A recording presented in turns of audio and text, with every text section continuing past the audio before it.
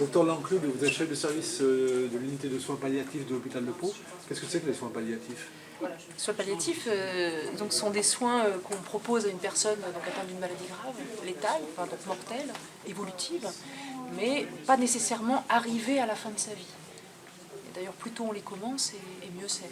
Et donc, ces soins palliatifs vont viser à prendre en charge la personne dans sa globalité, dans sa totalité, donc en équipe, toujours, et prise en charge donc, des problématiques médicales, sociales, psychologiques et ou spirituelles, prise en charge de ses proches également, axé bien sûr sur le soulagement des souffrances, le soulagement des symptômes qui vont provoquer des inconforts,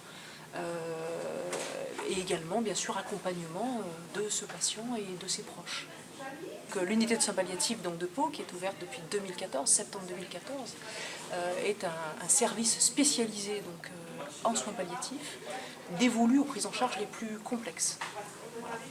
Il existe une unité de soins palliatifs par territoire, nous sommes celle de Béarn-et-Soule, rattachée donc à l'hôpital, qui est un service donc, de l'hôpital de Pau, et qui accueille donc 13 patients en hospitalisation conventionnelle, un patient en hôpital de jour, et donc cette prise en charge, comme je vous le disais, proposée en équipe pluridisciplinaire, et qui vise à accompagner la personne jusqu'au bout de sa vie, ou simplement pour prendre en charge un symptôme, le personnel sort du service, ou également pour des répits d'équipe ou des répits familiaux.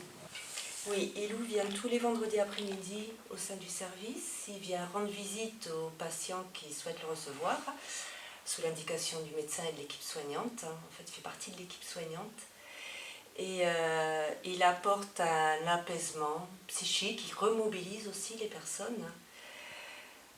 Et il rassemble aussi le patient, sa famille. Ça permet aussi d'avoir un sujet différent du quotidien de la vie du patient.